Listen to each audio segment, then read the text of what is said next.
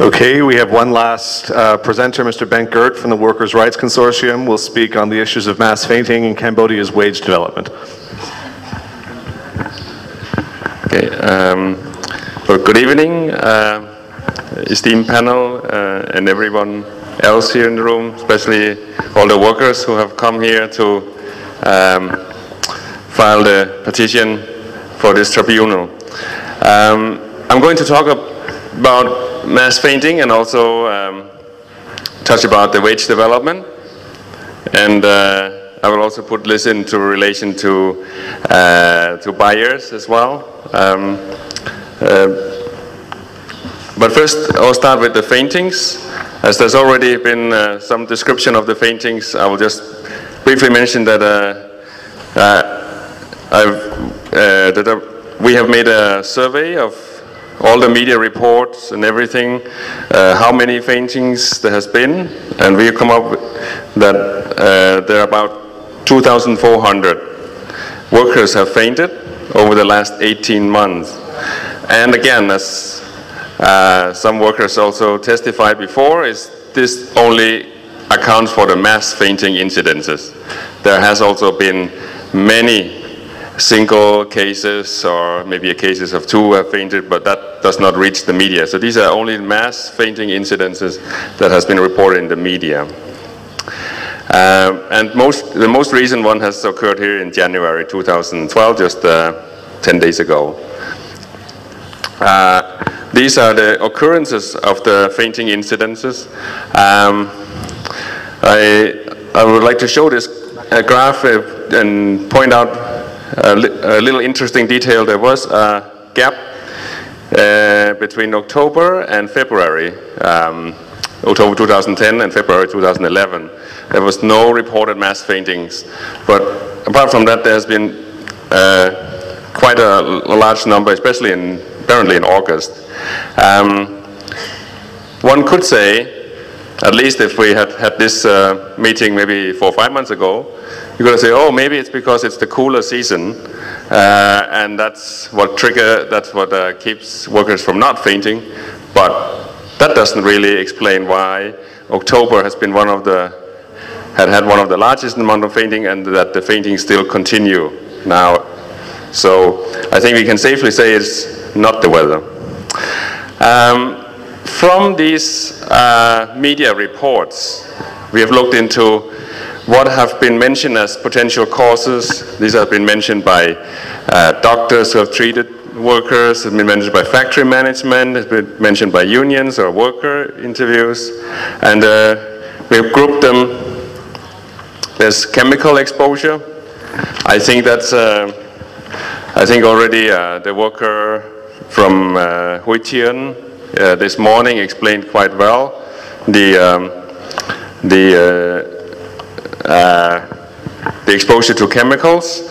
And I would say that Huy Chien maybe is an exceptional case in the sense that I really wonder why workers are not fainting more often, because it is simply an unlivable environment. I would like to point out there's the FLA, Fair Labor Association, made a quite thorough study, and they did find one thing that was pretty alarming. There was actually areas they could not assess because, as they say, testing the prevalence of chemicals at the workplace was difficult, as the investigators could not get close to the workers due to the excessive fumes in some areas. I don't think it can be more clear than that. If even those who are going to measure the chemicals cannot even approach the workers because it's just so bad, yeah, it is a particular case in itself, I would say.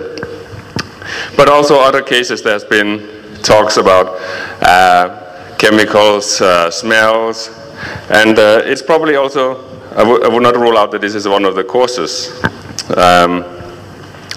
Excessive overtime, I think that was also well covered in the worker testimony, and it has actually also been confirmed by the buyer's findings, but I'll come back to that a bit in a short while.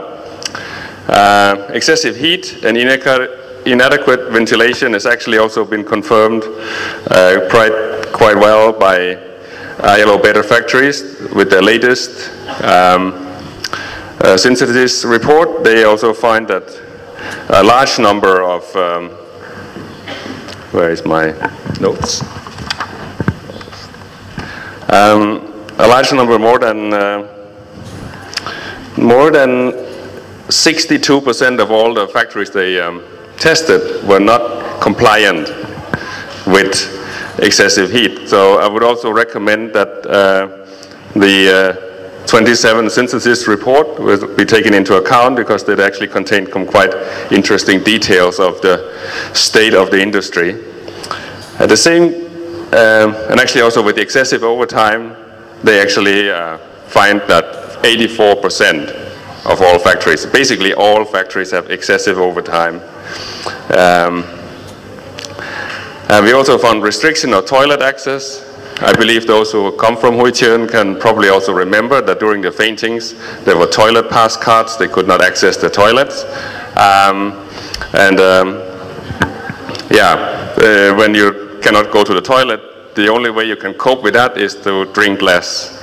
And when you work in a hot and unventilated environment, that's probably not a good idea.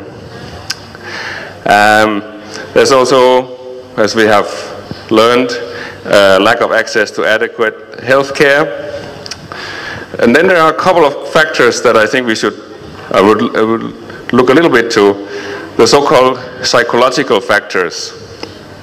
Now, H&M, one of the brands that have been invited here, commissioned a study, and they started to talk about mass psychogenic illness, so that the workers are hysterical, more or less. I would like to go a little bit into detail with that report, because that's actually a very strange claim that is made by H&M. And I note that they made this claim has surfaced even in the recent Guardian article, where they say that this was caused by mass hysteria that was related to stress. I think that's insulting, to be honest.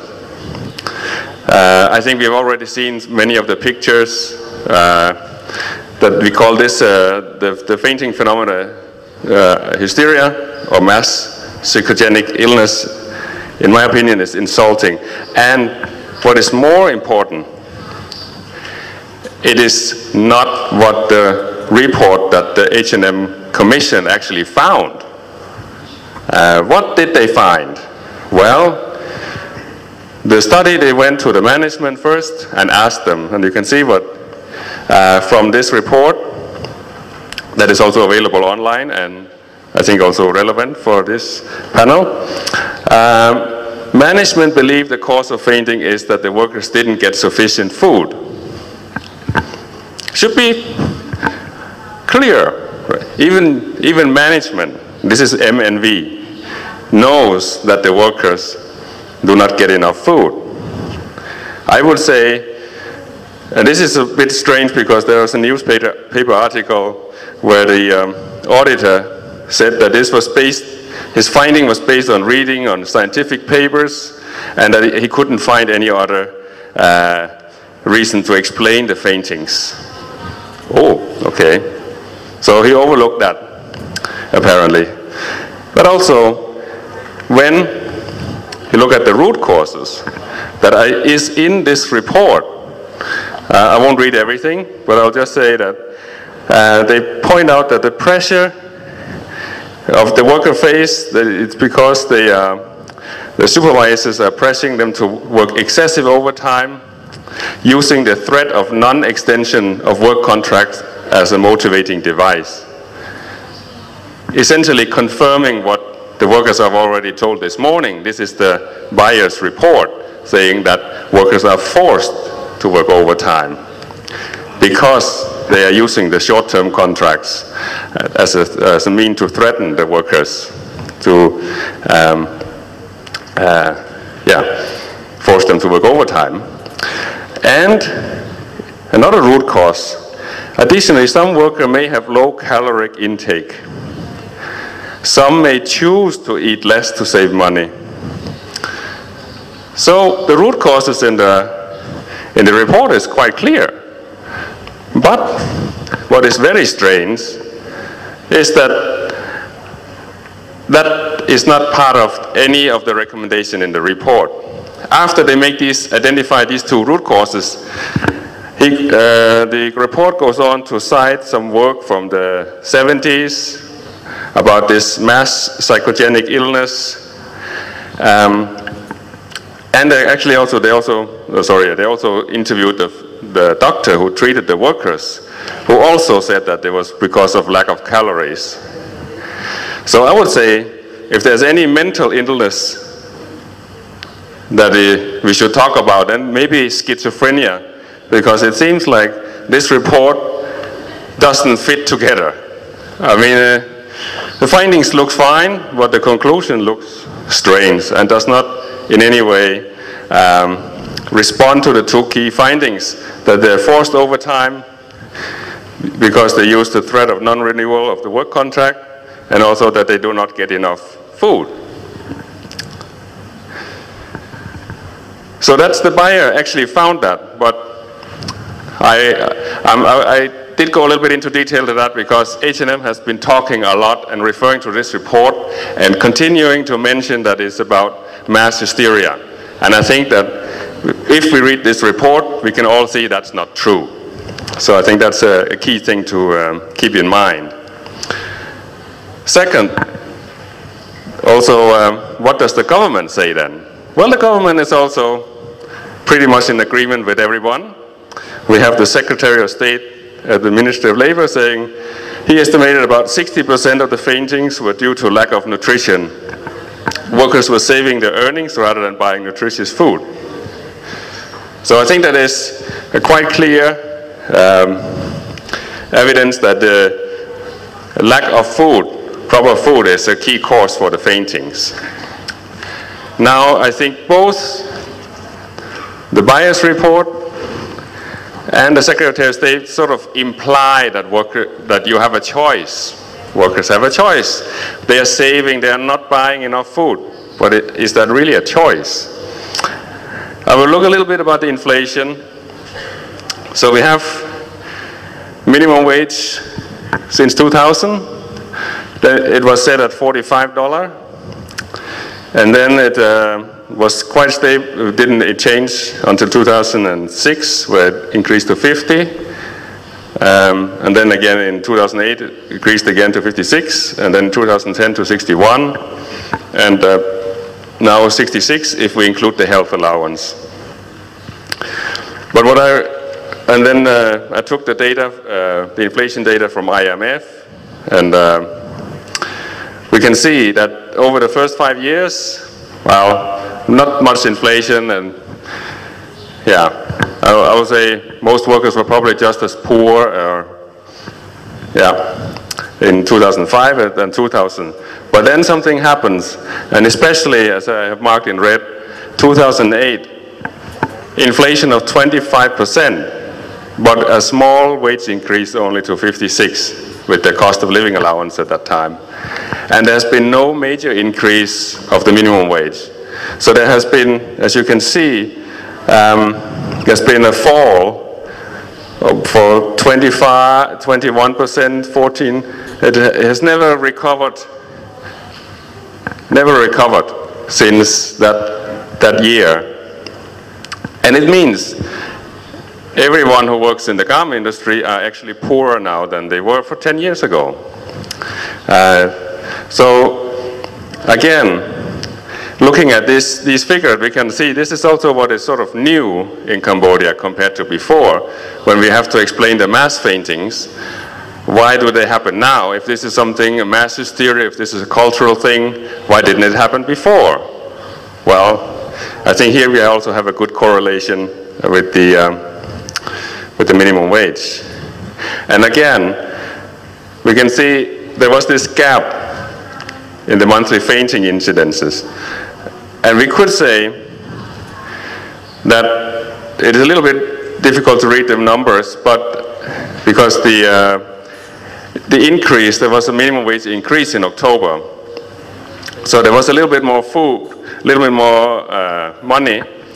So you could maybe even identify a fainting threshold, saying about 14%, if you earn 14% less than what you did in 2000, that is where things become critical. If that is true, we can see that even with the new health allowance, faintings will continue because there's simply not enough food. And again, going back to the so-called choice, well, let's look at what the $61 can buy you of food.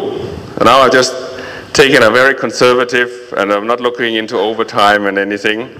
But if you look at the wage, which is the thing we are supposed to, and at least you will have to spend about $8 for rent. You will have to send home $17 at least. This is sort of a figure based on also the wage study that was mentioned earlier by the previous expert, and adjusted for inflation. At that time it was $15.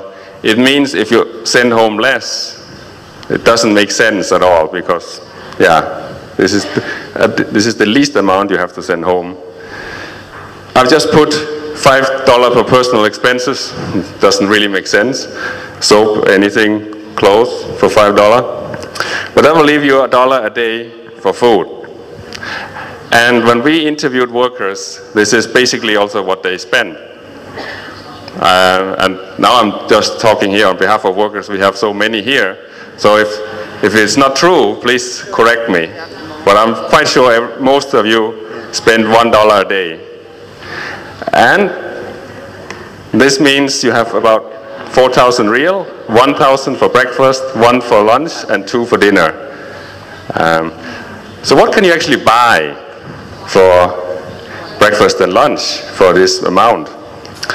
Let's look at the lunch. And I'm sure everybody loves the 500 real soup. This is a soup that is cooked and packed in a small plastic bag. As you can see here, there was also before in the video. And here again, yummy. 500 real soup. This is what we have. This is because you can only spend 500 real for the soup because you have another 500 for the rice. So that's 1,000 real. One thing you start to wonder, a 500 real soup, how is that possible? I mean, the vendor will also need to make a profit. You know, they have to pay for the cooking gas. You have to, also the ingredients. For instance, if you want to make a chicken soup, and you can laugh because I don't think anyone have had a chicken soup for a long time. But if you were to have a chicken soup, you can see that the chicken costs 21,000 real for a kilo. If you, for instance, had if you took 100 real out of the 500 real soup to buy chicken for, you could get 5 grams. I don't know, I can't really show 5 grams of chicken. It's a very small amount, and that's also probably what there is in the soup. Even the vegetables. So how do you do? Well, we actually asked the vendors, so how do you actually make the 500 real soup? We thought it would be most interesting to find out from them how they do. And the key, the most important thing to do is actually to go to the markets. We can see those kind of markets. Go to the markets and ask them, which vegetable can you not sell tomorrow because they're going bad? That they start to rot? Can I buy them cheaply? And then you get those vegetables. These are the vegetables that is in the soup every day. You can imagine how many vitamins they have. You can also add a little bit protein, maybe a small fish, maybe a chicken carcass, no meat, and then a lot of water. Key ingredient, a lot of water. So that makes you the 500 real soup. Now that's just that's just talk. Well, let's look at the soup then, sort of more scientifically. Oh, before we do that. So we bought one sample, and I measured the protein in that. So that's, the toothpick below is 5 centimeters long. So there are 2 tiny pieces of fish. Then there are about 20 of those bamboo pieces, and the rest is water. So that's the 500 real soup. Calorie. And I've never heard any workers when I talk to them that they say, "Ooh, delicious soup." But calories, 67. We found one, we sent to the lab. 67 calories per 100 gram. There are 200 grams in the soup, so that's about 130, 140 calories. Another one was a little bit better, 85, so that's about 170. When we look at the total amount of calories you can actually buy, the bag of rice is about 250 grams, so that's of course the key part of the calories. With the soup, I took an average of these 2 samples. You will get a total of 572 calories. If you are a woman who have a physical active life, and I would say sewing 12 hours a day is quite physical active, you would at least need 2,200 calories. You have 3 meals a day, and there's not many snack breaks at the factories. So we are getting to 733 would have been an appropriate amount of calories to get, but you actually lack 161 calories. This is when you actually buy the soup and you eat it.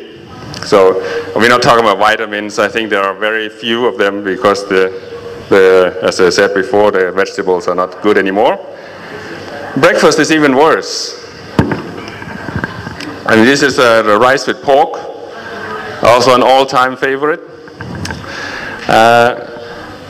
And again, 200 grams of rice, we weighed it. The pork, we did not send it to the lab because there's just 2 small pieces of fried pork, and it's estimated about 50 to 60 calories. Altogether about 400. So the breakfast, you will lack about 300 calories.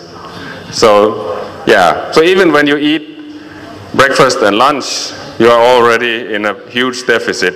So there's no wonder if you don't feel too fresh. We did try to interview a few workers who lived at home, because there is a little bit difference if you live at home, although you have more transportation, but you can actually eat more homegrown food. You can be able to eat fruit from the garden. And the most important thing is the workers explained, those who live at home, saying, because we don't spend, we give almost all our money to our parents, and then we get 2,000 every day to buy our lunch. So, and we hardly ever eat the 500 real soup because we don't feel any strength. And none of those that live in the village had fainted. So just a small change can make a big difference in the strength. So, conclusion around the faintings is that it's strongly related to the fall in real wages, especially because in 2008 there was so much big inflation that has never been corrected for. And even with the new $5 health allowance, that is not sufficient to correct this fall. So, yeah, okay. So that was a bit of about the soup and the faintings, but is it possible at all to pay more? We know that there is, of course, the buyers are looking for the cheaper price, but I would also think it's a bit interesting to compare some of the factories here in Cambodia, just to see whether there's any room, just a tiny little room here for some improvement.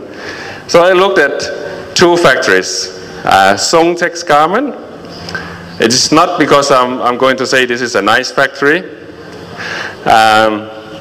Another factory is beauty apparel. So Songtek's garment, the key buyer here is Gehrt.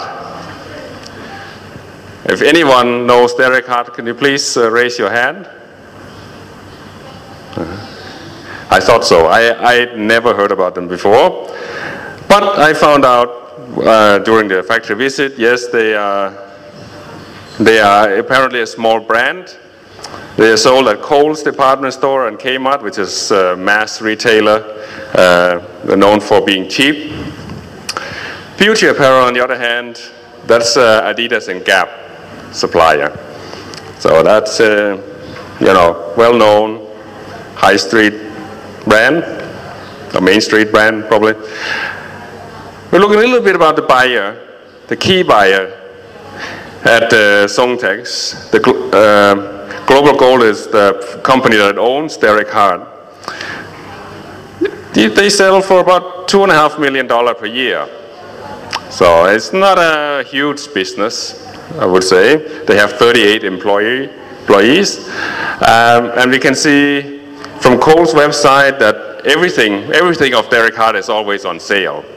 So I don't know if it is ever an original price, but the sale price is about $15 for a pair of pants.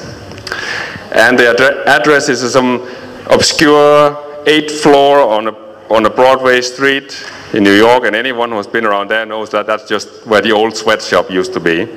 So this is just a few guys with a fax machine that is running this operation. Adidas, on the other hand, their revenue was 12 billion euro, according to Wall Street Journal. And I also took a quote from the Code of Conduct. They say that wages must equal or exceed the minimum wage requirement law or the prevailing industry wage, whichever is higher.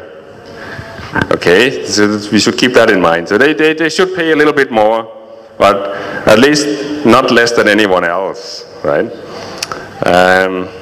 And remember, this is a revenue of $12 billion, the other one $2.5 million. So now we're going into who is winning. Songtek's garment pays the workers $63 to $68 per month in minimum wage, whereas beauty apparel pays the minimum, 61. And I note that Adidas, just in this recent Guardian article about this tribunal, they said that workers earn considerably more than the minimum wage. Well, apparently not in beauty apparel, only 61. Actually, we found many factories paying more than 61 now. I just took Songtek as an example because for me it was striking because this was just such a tiny little buyer and selling at what is really known as some of the cheapest places in the US. If a small-time supplier, because Songtek is not big, 500 workers, if they can afford to pay $63, $68, there's simply no argument that beauty apparel with supply Gap and Adidas cannot pay the same. It's just simply, yeah, it's just very shameful to buy. If I was Gap, I would be deeply ashamed. And if I was buying actually in violation of my code of conduct from a place that pay less than other places. And so there's definitely room for a tiny improvement. That's 68 is not going to make a living wage. I think, even though we have not settled of a figure, but that's not going to help. That's not going to do it. But at least it would be a start if we could ensure that. I would also just look at when we talk about room for improvement. Maybe it's time also to look at. We looked a bit about how workers are earning. And we have already seen that they earn less and less every year compared to inflation. So what about the brands? So I took a few comparison data from Wall Street Journal. So if the data is wrong, please blame Wall Street Journal, not me. But as you can see, this is in millions of US dollar. So Adidas alone is earning, and this is after tax. So they have a $500 million US dollar after tax. Gap has more than $1 billion. Nike has $2 billion. Puma, yeah, a couple of $100 million, so comparatively poor.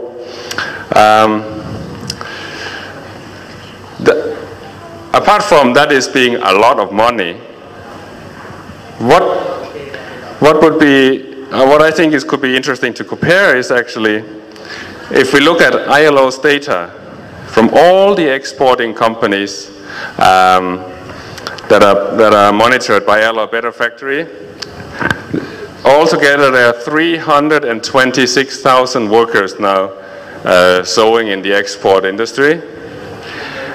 If we say with overtime and everything, if you say you earn $100, it's probably a bit high, but let's just say 100 because it's much easier to calculate. And times that with 12, that's 1,200 per year. If you times that with 326,000, you get 400 million. It means all Cambodian workers, all your salary, all your overtime payment, everything. If you work for 6 months, you will earn exactly the same as Puma did in 2010. If you work for 18 months, all of you, you will earn the same as Adidas. If you work 3 years, you would earn the same as Gap. And if all of you, all your income combined together, if you work for 5 years, you will finally reach the same amount in income that Nike did in just 1 year. Or in other words, the entire time of Cambodian's garment industry, which is about 10 years, a little bit more, if you combine these figures, in all the history of the Cambodian garment industry, you have not earned the same as what they did in just those 4 brands just did in 2010. We don't really have the data on pricing structure and all this blah blah blah, but somehow I have a sense that there is some money somewhere that would be possible to make sure that you actually got an increase. I would also just say another thing that points out that there could be room for improvement in Cambodia. If we compare with Vietnam, not exactly the beacon of freedom and human rights, but the interesting thing here is, if we look at the wage figures, we can see that in 2005, Cambodia actually was higher than Vietnam. Since it's been taken over, but sort of followed closely until 2008. But after that, Vietnam's wage is now more than 90 in the big cities, and in the suburbs where there are also a lot of garment industry is more than $80. So you actually have gone from basically a doubling of wage in that period. Now if doubling your wage is making you hugely competitive, we should assume right now that Vietnam is in dire straits. It must be terrible now because they have increased their wage like this. That's crazy. So let's see what they're saying. Well, we have the deputy chairman of the Garment Association in Vietnam explaining that the healthy market forecast and the confidence gained from customers were the main reason behind high export growth of textile and garment last year. This was said in 2012. So it seems like they're doing just fine, even though they have increased their wages from 40 to 90 in the same time, where Cambodia's wage just increased from 50 to 60. So that is all I have to say on this. I don't know if I have a bit more time. Yeah, I will continue to talk a bit about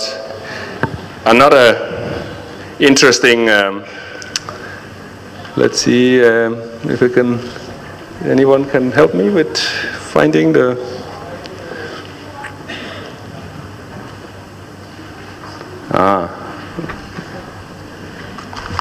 yeah. So, sorry, this is happy hour. This is the, so you get 2 presentations.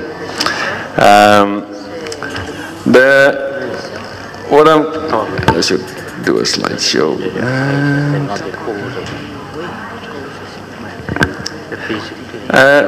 Living wage. Now we have been talking a lot about living wage, and it has until recently actually been a very theoretical concept. I mean, everybody can sort of, it's not that hard to think about it, but because other stakeholders would like to make it very difficult, it has been a bit difficult to talk about it.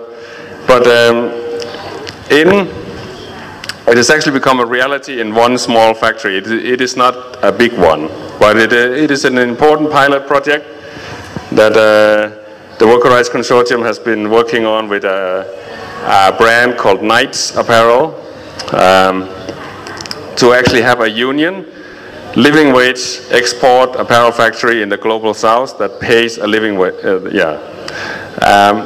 This is selling to the university markets, and it is being monitored that they are paying the living wage by the WRC as well. So they are producing for a fairly high-end market. This is university T-shirts are not cheap. It's not the products that are produced at Songtex, for instance.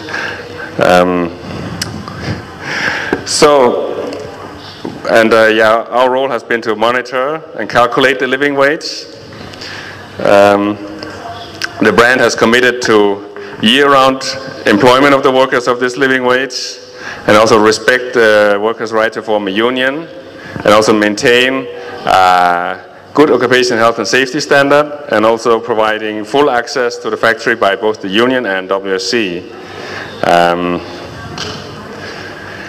The living wage, well, that has been calculated by using a market basket of goods. So we have food and water, transportation, childcare, housing, clothing, healthcare, education, savings, and discretionary spending. Based on this calculation, the living wage is $759 per month, which is about 3 times the prevailing wage in Dominican Republic, where the factory is situated, which is only 216. So actually more than 3 times. It's close to 4 times. And it is also about 3 times as high as what Asian floor wage has calculated for a living wage, or Asian floor wage for Cambodia, which I've roughly translated to $274 per month. So we are talking about quite a high wage. This is sewing. This is like you, and this is this is the monthly earning. And they look pretty. I don't know if you look as happy when you get the pay slip. What it means is that these were the typical worker homes before. We can already start to see some results. Workers are able to refurbish their homes to actually have a home. I think there was also someone mentioning that this was an impossible dream for Cambodian garment workers. Also building a bathroom. And some who did not have a home is starting to build their house. And I think that this is not because Dominican Republic is a rich country. And I think that it's important a lot of the things here in this is also in a recent report made by Georgetown University on this factory. Some quotes from that is that the workers say, explaining, before the Altagracia, I worked to be tired without accomplishing anything. Work only allowed the workers to live 1 day longer in the same condition without any hope for improvement. I don't know if that sounds familiar. Altagracia's policies thus empower workers to actually have dreams, set goals, make choices, and provide a pathway out of poverty. And there are quite a few worker interviews done by the research team detailing how lives have improved, how children are getting to school, how even some of the workers are starting to go to study in the evening at some time because you don't need to work overtime. You are earning enough during the day. And also the company is providing good working conditions like good chairs.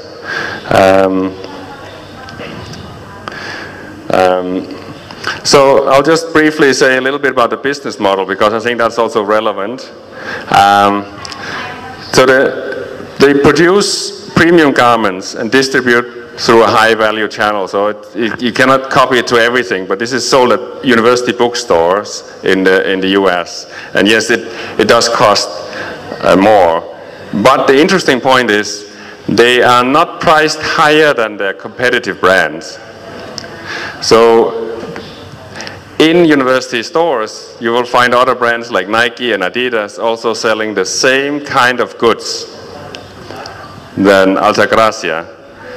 But the difference is, and some of it are produced here, maybe even in beauty apparel that I mentioned before, or at other factories in Cambodia, but they are not paying $700 or $760 per month here, but they still sell at the same price. But Knight's Apparel is not selling this more expensive, and I think that's an important point to make. But of course, there's a question, and the question in this report is trying to answer them. Is it sustainable? Well, there are some benefits of paying a high wage. One is that you become the employer of first resort. Of course, if everybody does the same, you will no longer be that. But at least if for a pioneer factory, you can attract the highly productive workforce because everybody wants to work there.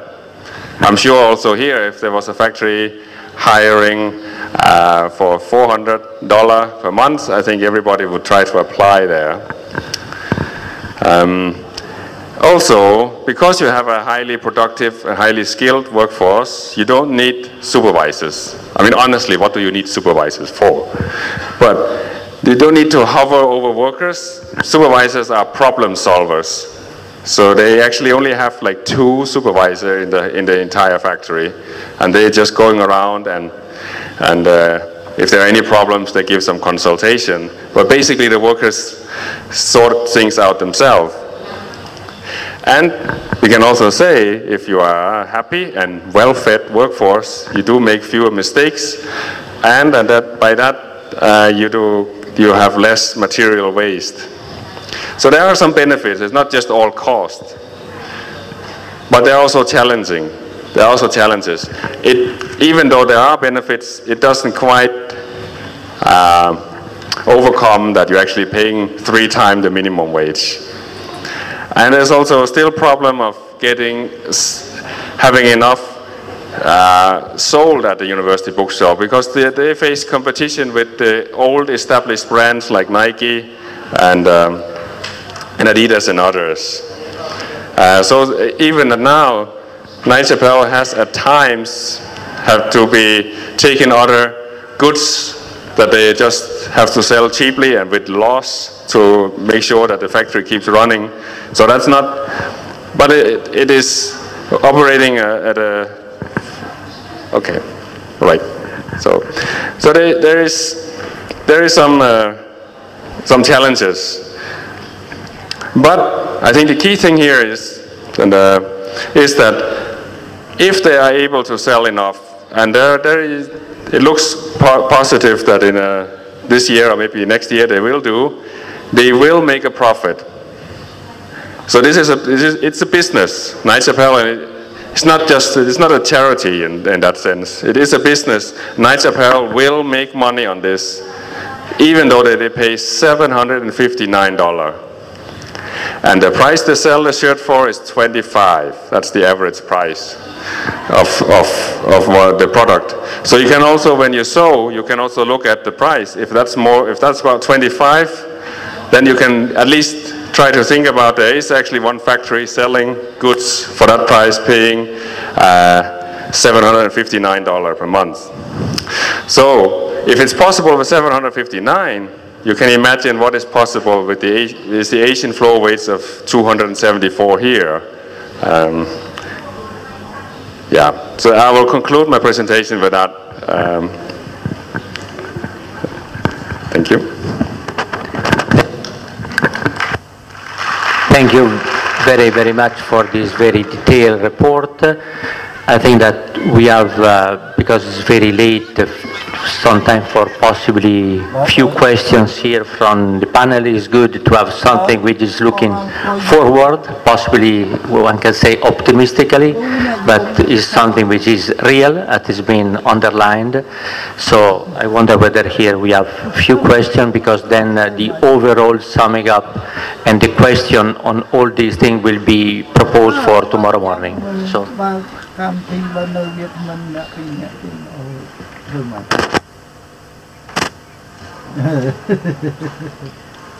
I first would like to say my observation. Maybe I speak my canoe, sorry. ខ្ញុំចង់បង្ហាញអំពីការកត់សម្គាល់មួយចំណុចរបស់ខ្ញុំសិនតកតងនឹងរឿងការដែលគាត់ព្យាយាមវិភាគប្រាក់ខែបរមា$61 នៅក្នុងនោះគាត់បានលើកជាឧទាហរណ៍ថាលុយដែលនៅសល់សម្រាប់អាហារតែ$31ទេដោយសារត្រូវដកឧទាហរណ៍ថាថ្លៃឈ្នួលថ្លៃសន្សំអីចឹងទៅក្នុងកន្លែងសន្សំខ្ញុំឃើញគាត់ដាក់$17ហ្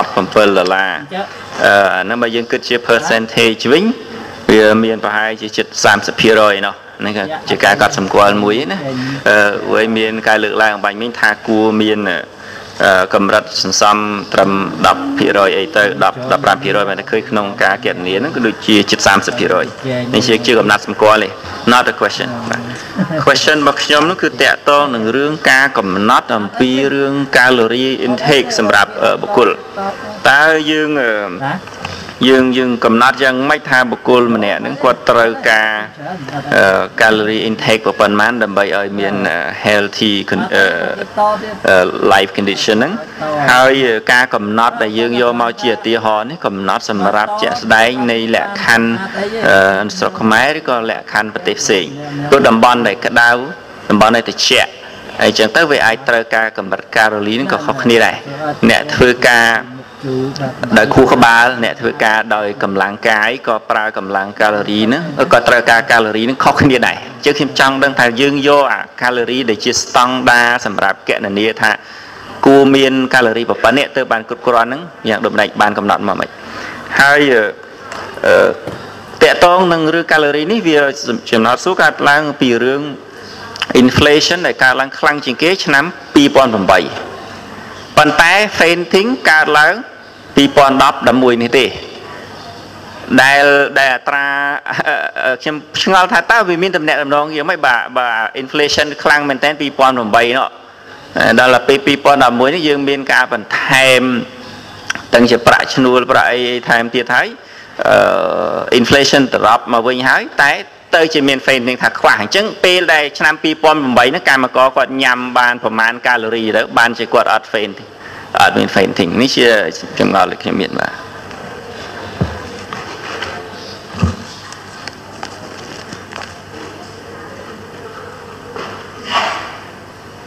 Okay, thank you.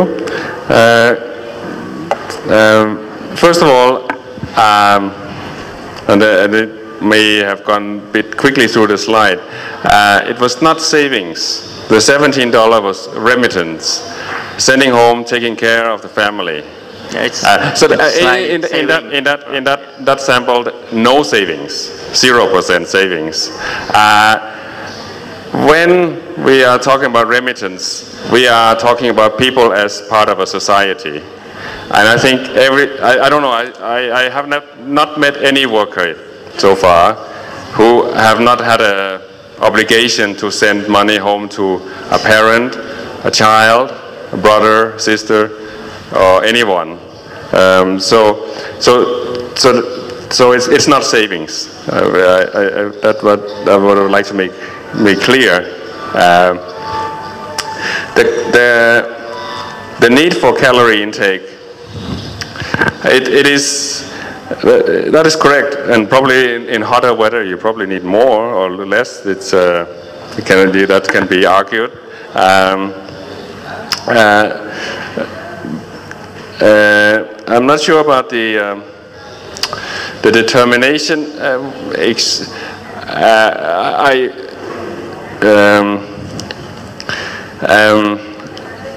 Let me put it that way. When we look at the calories that are in the food, it is certainly not enough.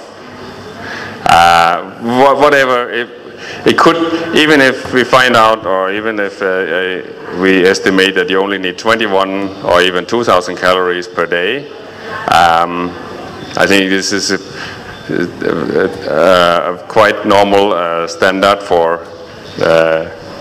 It will still not be enough.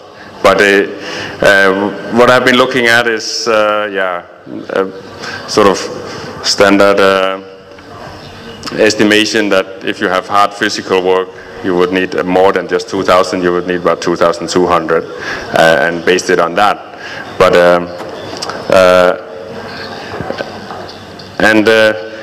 the last point is a very good one, and I think that is it does provide some questions. But first of all, I think the important thing, I mean, there's a certain lack, of course, of inflation. It doesn't happen every new year. Now we raise our prices. It happens sort of gradually. So that's one point should be made. Over 2008, there was a 25% inflation, but in the cost of living allowance did kick in sort of in the beginning of the year, about April. So it probably offset it for a while, because at that time, of course, by April it had not reached 25% yet. It does that sort of over the year. That, of course, does not quite explain why there has been no incidence in 2009. But the argument I would make is, well, before, one thing I can't do, I can't go back and estimate exactly the nature and the calories of the food that workers ate 2008 or prior to that. But we can look at the prices, and it was a different pricing environment in the sense that vendors arguably could buy better food and cook better food, even if they sold it fairly cheaply, which is impossible since then. I think, I mean, we can look at also at other places where food prices, back before 2008, it was still meaningful to go and find a place you could buy a meal for 3,000 real. I mean, if you go now, if you're not buying this kind of 500 real soup, if you go to any restaurant, even the smallest, modest place in Phnom Penh, it's impossible. So at that time it was possible to buy better quality food for the same amount. But of course it's not something we can go back and measure in that sense. I admit that. But the last point I will make is why the faintings kick in 2010 only is also, this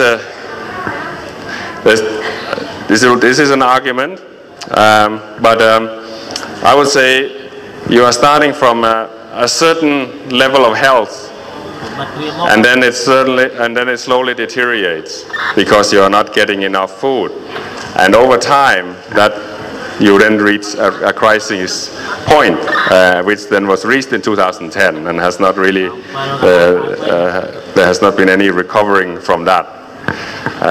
So that will be the line of argument to respond to the comments. If may I take the freedom to this. in terms of what is the calorie requirement. Oh, sorry, you were going to ask that question? I just want to clarify that his point of view, the requirement of caloric content. I just want to say the standards are very well settled and our standards are very clear for most of the countries. I'll quote the 1999 Economic and Social Commission for Asia Pacific, which says the per capita food intake for survival, not for working, for survival assumes for the deriving the food poverty line varied across the country as well as in the countries from 2100 calories to 2750 calories. And the FAO has calculated almost what is called a sedentary form, that is a man who's just standing up from sleeping, that his requirement is 1920 kilocalories per day. So the assumption that he has taken of 2200 calories is actually very low compared to what the working needs of working workers is. If may I add something here, technically as a medical doctor, which is working specifically in these things, I fully agree on the conservative approach which has been taken.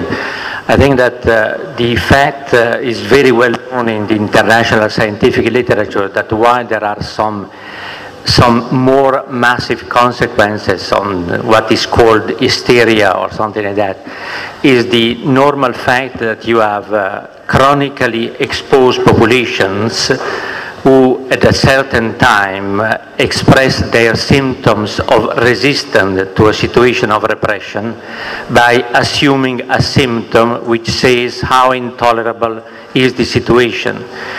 The phenomenon has been described even by US and UK combatants in the wars where they were suicidal or other collective behavior and some long-term consequences of exposure to chronic stress.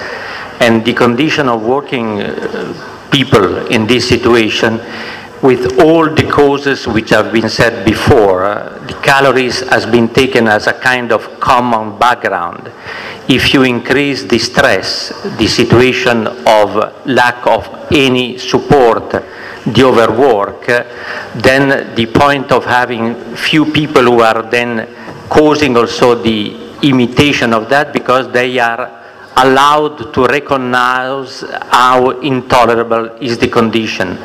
And in this sense is a well-known phenomenon also that every time this situation occurs, the first tentative of scientists is to victimize the victims instead of looking for avoidable factor to try to make really responsible the victims. Here we have a real phenomenon which is repeating itself because they cannot say we go out because it is intolerable, because they will lose their job. So therefore from time to time they express their incapacity of tolerate even more. So I think that this situation has been presented, discussed, well presented also in the ILO situation. For other things, the same situation has been said for the suicidal epidemics in India, for pesticide workers saying that they are depressed people and therefore it is their fault to be depressed, instead of saying the only way of expressing themselves is to commit suicide. So I think that it is important here to make the symptoms of the victims look like symptoms of the only way they have to say something, and to say something which is visible. That is not influencing the idea of the tribunal just to comment on facts and how to use facts which are not final proofs, but which are part, in fact, of the overall scenario. I say that not as a panel member of the judges here, as a technical expert if it's allowed, because I think it's important to take all the pieces of information together, the inflation, then the symptoms, and then the repetition also in different conditions. And first of all, the fact that in front of all this happening, nothing has been made systematically to investigate properly and timely what was happening. And the default of investigation is in fact a recognition of responsibility, because you are not looking for real explanation, but you leave things in the chronicle, the newspaper, to make talks about that, while in fact people are going on in their situation. That was my comment. I don't know whether it fits or not. However, I think that we have now the time which is pressing, because it's very, very late, later than we could expect. I think that we reconvene the meeting for tomorrow morning, early in the morning, very on time, in order to have the presentation by David of the overall reflection on these expert reports, and to have a discussion where we could take also these issues in due consideration. Thanks for everybody. Thanks again for the interpreters for your work and for the attendance here. To see you tomorrow morning.